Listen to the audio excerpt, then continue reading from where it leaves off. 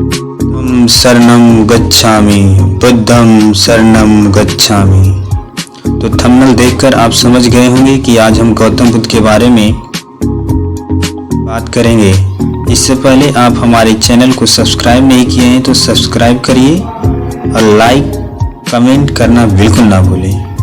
तो चलिए जानते हैं गौतम बुद्ध के बारे में। गौतम बुद्ध का जन्म 563 ईसा पूर्व में लुम्बिनी नामक गांव में हुआ था। इनके पिता का नाम शुद्धोधन था, जो शाककुल के मुखिया थे, कपिलवस्तु के राजा थे। इस शुद्धोधन को एक पुत्र की प्राप्ति होती है अपनी पहली पत्नी महामाया से, जिनकी मृत्यु गौतम बुद्ध के मात्र 7वें दिन हो जाता है। उसके बाद इनका लालन पालन इनकी दूसरी पत्नी प्रजापति गौतमी और यह इनकी मौसी भी कहलाती है, यह करते हैं। गौतम बुद्ध का नामकरण के लिए एक ऋषि के पास पहुंचते हैं शुद्धोधन, जहां इनका नामकरण सिद्धार्थ के रूप में किया जाता है। और यह ऋषि इनके बारे में 2 भविष्यवाणी करते हैं। पहला बात इन्होंने बोलता है कि यह सिद्धार्थ एक दिन बहुत बड़ा चक्रवर्ती सम्राट बनेगा, जिससे सुनकर शुद्धोधन बहुत खुश होते हैं। लेकिन ऋषि दूसरा भविष्यवाणी करता है कि एक दिन यह एक बहुत बड़ा सन्यासी बनेगा, जिसको सुनकर शुद्धोधन बहुत दुखी हो जाता है। और इस बात को ध्यान में रखते हुए गौतम बुद्ध का लालन पालन इस प्रकार करता है कि गौतम बुद्ध के मन में कोई वैराग की भावना यानी सन्यासी की भावना ना पनपे, और राजमहल में सारी सुख सुविधाएं उपलब्ध कराता है। लेकिन कुछ दिन के बाद गौतम बुद्ध को नगर का भ्रमण करने की जिज्ञासा उत्पन्न होती है और अपने सारथी छंदक और घोड़ा कंथक को लेकर नगर का भ्रमण करने के लिए निकल जाता है, जहां पर ये 4 दृश्य को देखता है। पहले इनको एक बूढ़ा व्यक्ति नजर आता है और वह झुक कर चल रहा होता है, जिसे देखकर ये अपने सारथी छंदक से पूछता है कि ये झुक कर क्यों चल रहा है। तो इनका सारथी जवाब देते हैं कि यह अपने जीवन के अंतिम क्षण में है और यह इस तरीका से इसका शरीर हो गया है। और कुछ दूर चलने के बाद एक बीमार व्यक्ति नजर आता है और पूरा चीखता हुआ खांसता हुआ नजर इनको। तब ये पूछते हैं ये ऐसा क्यों चीख खांस रहा है। तो कहते हैं कि इन्हें बीमारी हो गई है, क्या मैं भी बीमार हो जाऊंगा? तो बोलते हैं हाँ युवराज, आप भी बीमार होइएगा। दूर चलने के बाद एक व्यक्ति जाते हुए नजर आता है और कहते हैं ये इसको इस तरीका से क्यों ले जा रहा है। तो सारथी जवाब देते हैं ये व्यक्ति मर गया है, कि शरीर से निकल गई है। इसे देख कर दुख हो जाते हैं और कहते हैं क्या मैं भी मर जाऊंगा? कहते हैं कि हाँ, इस दुनिया में जो भी आया है तो मरना ही पड़ता है। सुनकर कि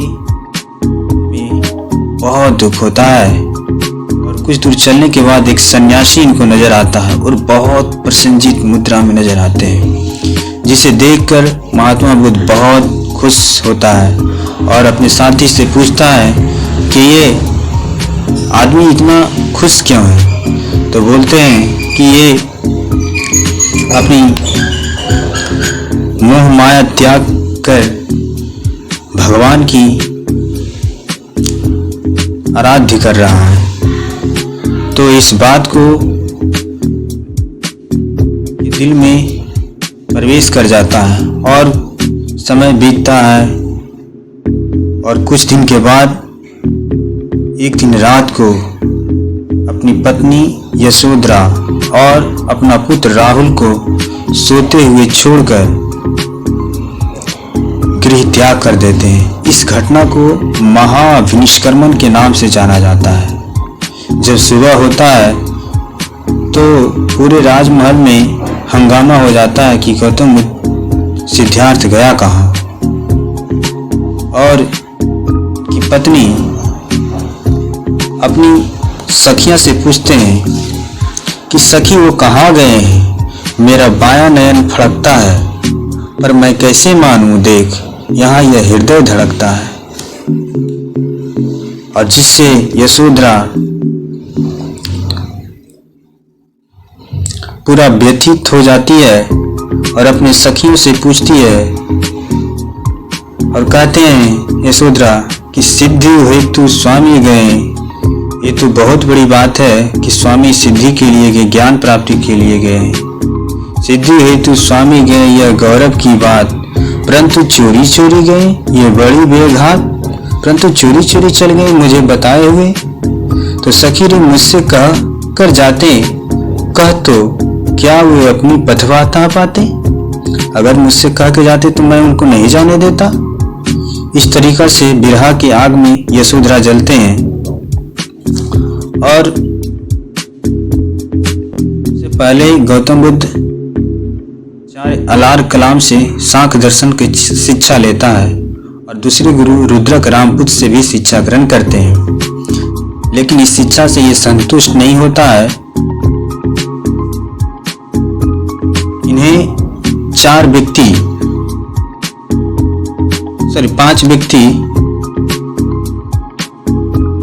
पांच ब्राह्मण को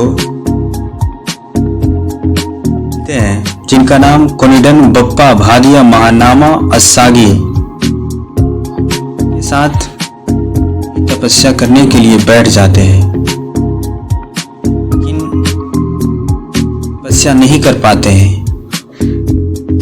ये आज थे आते दिनों में इन्हें बर्दाश्त नहीं होता था। तपस्या कर रहे थे, रास्ते सिर कुछ सुगंध खा लिए, जिसे देखकर ये पांच ब्राह्मण बहुत गुस्सा हुए और गौतम बुद्ध को भगा दिया। जिसे गौतम बुद्ध बहुत दुखी हुआ, बोला अब क्या होगा। गया की तरफ प्रस्थान कर जाता है गौतम बुद्ध। बोध गया में 6 वर्ष तक ये बहुत तपस्या करते हैं। 35 वर्ष की अवस्था में उन्हें उर्वेला के जंगल में मिला था कोनिडन बप्पा भादिया महानामा सागी। उन्हें अपना उपदेश देता है। उसके बाद राजगीर पहुंचते हैं और वहाँ का राजा बिंबिसार इनका पूरा स्वागत करता है और यह भी शिष्य बन जाते हैं इनका।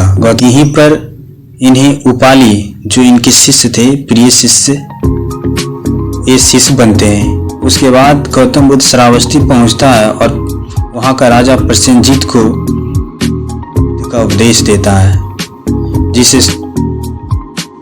प्रसेनजीत भी इनका शिष्य बन जाता है। और सबसे ज़्यादा टाइम गौतम बुद्ध श्रावस्ती में बिताए, क्योंकि प्रसेनजीत और गौतम बुद्ध के बीच बहुत घनिष्ठ थी।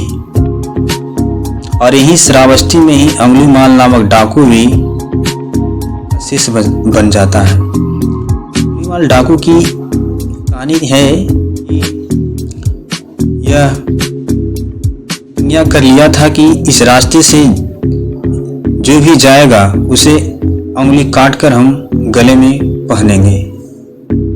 ये बात जब गौतम बुद्ध को पता चला तो बोला ऐसा कैसे होगा भाई, किसी को काट के उंगली पहन लेगा वो माला। गौतम बुद्ध एक दिन उसी रास्ते से जा रहे थे और जानबूझकर उंगली माल की तरफ जा रहे थे। उसके स्थान पर पहुंचने के बाद गौतम बुद्ध नहीं डरे। अंगुलीमाल कहता है तुम मुझसे डर क्यों नहीं रहा है और तुम आगे बढ़ता क्यों जा रहा है।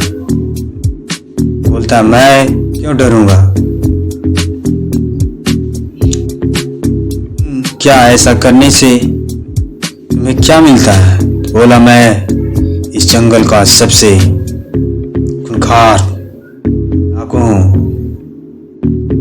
तुम ऐसा क्यों करते हो। और बोला मैं डरूंगा, तुम पहले मेरा एक काम करो कि तुम एक पत्ती को उंगली माल डाकू टहनी को तोड़ के लाता है और कहता है इसे जोड़ दो। बोला ये कैसे होगा? तो गौतम बुद्ध कहते हैं कि अगर तुम जोड़ नहीं सकते हो तो इस किसी को हत्या करके उसकी उंगली को काट कर तुम क्यों पहनते हो? इस बात को सुनकर उंगली माल डाकू का हृदय पसीज जाता है और शिष्य बन जाता है। इसके बाद गौतम बुद्ध वैशाली पहुंचते हैं और वहां पर ही इनके प्रिय शिष्य आनंद के कहने पर स्त्रियों को अपने संग में जगह मिलता है, जिसमें सबसे पहली स्त्री सौतेली मां प्रजापति गौतमी की शिष्य बनती है और यशोधरा भी यहीं पर शिष्यता ग्रहण करती है। और वैशाली में ही एक नगर वधू अमरपाली जो नृत्यांगना हुआ करती थी उस जमाने का, वो भी शिष्यता ग्रहण करते हैं। उसके बाद गौतम बुद्ध अपने शिष्य चंद के यहाँ पहुंचता है। चंद और चंद गौतम बुद्ध को सूअर का मांस खिला देता है, जिससे गौतम बुद्ध को अतिसार नामक रोग हो जाता है। और वो उसके बाद कुशीनगर पहुंचने के बाद गौतम बुद्ध सुभद्र को अंतिम उपदेश देता है। यह अतिसार रोग के कारण गौतम बुद्ध की मृत्यु 483 ईसा पूर्व में 80 वर्ष की अवस्था में यमुनावती नदी के किनारे हो जाता है। इस घटना को महापरिनिर्वाण कहते हैं।